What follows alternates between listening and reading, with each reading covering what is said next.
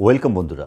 SSC 2016 মামলার 27শে জানুয়ারি যে hearing হয়েছে, যেখানে মাননীয় বিকাশ রঞ্জন ভট্টাচার্য বাবু ও বঞ্চিত চাকরি প্রার্থীদের আইনজীবী সুদীপ্ত দাশগুপ্ত তাদের গুরুত্বপূর্ণ বক্তব্যগুলি রেখেছেন এবং এর নেক্সট হিয়ারিং আগামী 10ই ফেব্রুয়ারি রাখা হয়েছে। সেই দিনটা কিন্তু বেশি দূরে নয়, সেদিনও এই মামলার একটি গুরুত্বপূর্ণ হিয়ারিং হতে চলেছে।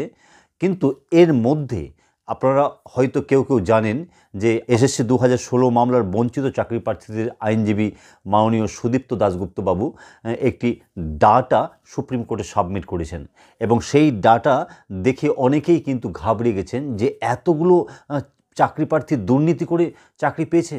হ্যাঁ বন্ধুরা, প্রায় 26,000 চাকরি প্রার্থীর মধ্যে 10,000-এরও বেশি প্রার্থী যারা দুর্নীতি করে এই প্যানেলে স্থান করেছে, যারা বঞ্চিতদের বঞ্চনা করে এই প্যানেলে স্থান করে নিয়েছে, সেই সংখ্যাটা কিন্তু যথেষ্ট চোখে পড়ার মতো। কি সেই খবরটি অবশ্যই আজকের এই ভিডিওতে আমি তুলে ধরবো এবং এর সত্যতা কতটা সেটাও কিন্তু আজকের এই ভিডিওতে তুলে ধরবো।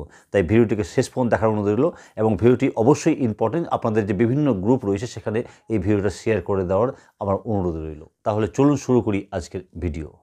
বন্ধুরা, বঞ্চিত চাকরি প্রার্থীদের আইনজীবী মাননীয় সুদীপ্ত দাশগুপ্ত বাবু যে ডাটাটি সাবমিট করেছেন সেটা একটু বলে নিই।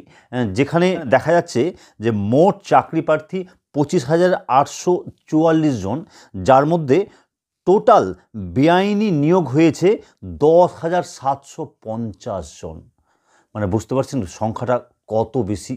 যার মধ্যে নবম দশমের শিক্ষক নিয়োগ হয়েছে বেআইনিভাবে 2,902 জন, একাদশ দ্বাদশ শ্রেণীর শিক্ষক নিয়োগ হয়েছে 1,055 জন, গ্রুপ সি শিক্ষাকর্মী নিয়োগ হয়েছে 2,408 জন, গ্রুপ ডি শিক্ষাকর্মী বেআইনিভাবে নিয়োগ হয়েছে 4,385 জন। এই টোটাল করে হচ্ছে 10,750 জন, প্রায় 11,500। আর এই ডাটা দেখে অনেকেরই চোখ কপাল উঠে গেছে। হ্যাঁ বন্ধুরা, কারণ যেখানে প্যানেলে রয়েছে প্রায় 26,000-এর মতো, তার মধ্যে 11,500-ই প্রার্থী দুর্নীতি করে প্যানেলে ঢুকেছে, এটা সত্যি সবাইকে ভাবাচ্ছে। হ্যাঁ বন্ধুরা, এসএসসি কিন্তু কোনো দিনই এই ডাটা সুপ্রিম কোর্টে বা হাইকোর্টে দেয়নি, আর যা ধারণা করা যাচ্ছে দেবেও না। তবে এর সত্যতা কতটা রয়েছে সেটা অবশ্যই সুপ্রিম কোর্ট যাচাই করবে, বিচার করবেন এবং তারপরেই তার গুরুত্বপূর্ণ রায় দেবে।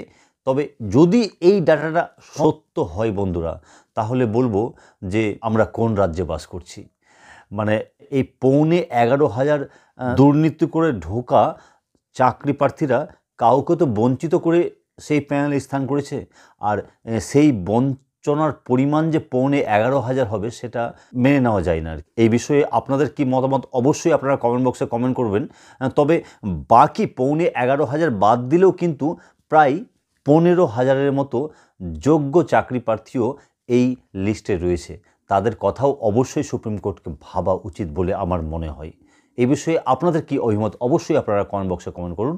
তবে আমাকে যদি বলতে হয় যে এই ডাটার সত্যতা কত দূর, বলবো যে এটা সম্পূর্ণ বিচারাধীন ব্যাপার। তবে যা রটে তা সম্পূর্ণ না হলেও কিছুটা তো অবশ্যই বটে। এ বিষয়ে আপনাদের কি মনে হয় অবশ্যই কমেন্ট বক্সে কমেন্ট করুন। দেখা হচ্ছে পরবর্তী ভিডিওতে। ততক্ষণের জন্য সকলে ভালো থাকুন ও সুস্থ থাকুন। ধন্যবাদ।